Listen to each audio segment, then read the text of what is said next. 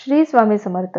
वास्तुदोष निर्माण करणाऱ्या या काही गोष्टी आहेत त्या आजच आपल्याला घराच्या बाहेर काढायच्या आहेत.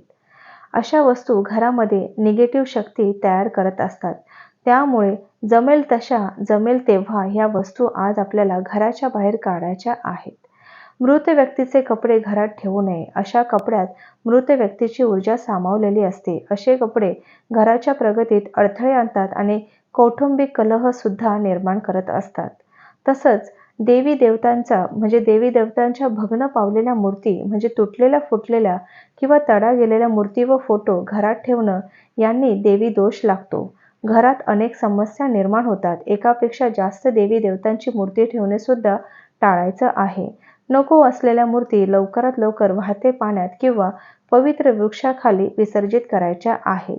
तसंच देवी देवतांना वाहिलेली फुलं, नैवेद्य या गोष्टींचा बरेच दिवस प्लास्टिकच्या पिशवीत साठवून ठेवल्या जातात. हे निर्माल्य वेळीच्या वेळी घराबाहेर टाकले नाही तर घरात वास्तुदोष निर्माण झाल्याशिवाय राहत नाही. अशा गोष्टींमुळे घरात नेहमी कटकटी, भांडणं, वादविवाद होत असतात. तसंच घराला किंवा वाहनाला नजर लागू नये म्हणून लिंबू मिरची बांधली जाते. हे लिंबू मिरची एका आठवड्यातून अधिक काळ घराला किंवा वाहनाला बांधू नये.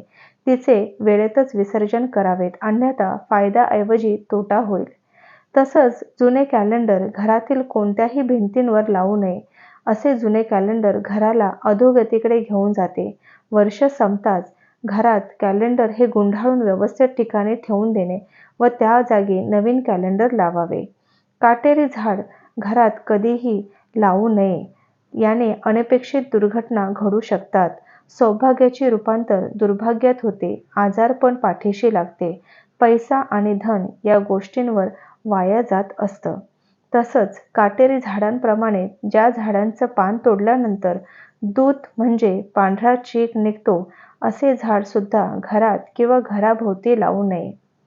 तसंच तडा गेलेले किंवा फुटलेले आरसे घरात मोठ्या प्रमाणात नकारात्मकता ऊर्जा निर्माण करत असतं आणि ही ऊर्जा चालू काम बंद पाडत असतं. म्हणजे प्रत्येक कामात आपल्याला अपयश येऊ शकतं.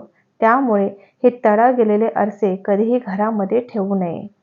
बंद पडलेले किंवा बिघडलेले घड्याळ घरात पडून असेल तर चांगले चाललेले वेळ वाईट वेळेत रूपांतर होत असते. म्हणजे सोबत अशी घड्याळं ताबडतोब दुरुस्त करून घ्यावीत आणि दुरुस्त करणं शक्य नसेल तर ही अगदी घराबाहेरच काढावीत. पाकिटाचा थेट संबंध लक्ष्मीशी आहे आणि पाकिट फाटलेलं असेल तर खराब झालेलं असेल तर ताबडतोब हे बदलावे. आवश्यक वस्तू, पैसे आणि लक्ष्मीशी संबंधित वस्तू पाकिटात ठेवाव्यात. त्याने पाकिटाला लक्ष्मीचा पुरवठा सदैव होत राहतो आणि पाकिट हे सदैव पैशांनी भरलेलं राहतं. पैशाचे कपाट म्हणजे तिजोरी देखील खराब झाली असेल तर बदलावी. तिजोरीतील पैसे शेजारी इतरांना आवश्यक वस्तू ठेवू नये. म्हणजे पैसे, दागदागिने, बँक पासबुक, चेकबुक तिजोरीत अगदी व्यवस्थित ठेवावे. तिजोरीत व्यवस्थित ठेवल्याने म्हणजे तिजोरीमध्ये येणारी लक्ष्मी ही अगदी आपल्याकडे स्थिर राहते. तिजोरी विस्कळीतपणा असेल तर त्याचा थेट प्रभाव लक्ष्मीवर पडल्याशिवाय राहत नाही. घरात कोळीची जाळी होऊन देऊ नये, अन्यथा घरातील व्यक्ती सतत या नात्या संकटांमध्ये घेतल्या जातात. चांगली वेळ वाईट वेळेत बदलते आणि घराला वास्तुदोष सुद्धा लागतो. घरात वाहते पाण्याचे चित्र, अक्राळ विक्राळ प्राणी, युद्धप्रसंग, रडणाऱ्या उदास स्त्रियांचे फोटो असे वातावरण असणारे चित्र कधीही भिंतींवर लावू नये. तसंच घरात हा एक प्रकारचा तणाव निर्माण करत असतं. वापरात नसलेलं फर्निचर, इतर वस्तू वेळेस घराबाहेर काढा. त्याचबरोबर वस्तू घरात राहिल्या तर वास्तुदोष वाढतो आणि अधोगती वाढते आणि प्रगती खुंटते. तुम्ही पुस्तके ठेवण्यासाठी म्हणजे कपाटात एक कप्पा बनवला असेल तर त्या कपाटाला दरवाजे किंवा काच लावले नसतील तर या पुस्तकातील ऊर्जा ही घरात विखुरते आणि घरातला पैसा पाण्यासारखा वाया जातो. घरात सततचे वादविवाद निर्माण होत असतात.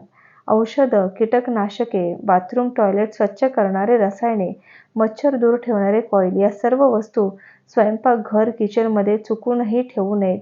शक्यतो या सर्व वस्तू घराच्या सुरक्षित ठिकाणी ठेवा. मुलांचा हात पोचणार नाही अशा ठिकाणी बंदिस्त जागी ठेवा. तर ह्या होत्या वास्तुदोष लागण्यासाठी कारणीभूत ठरलेल्या आपल्याच घरातल्या काही गोष्टी.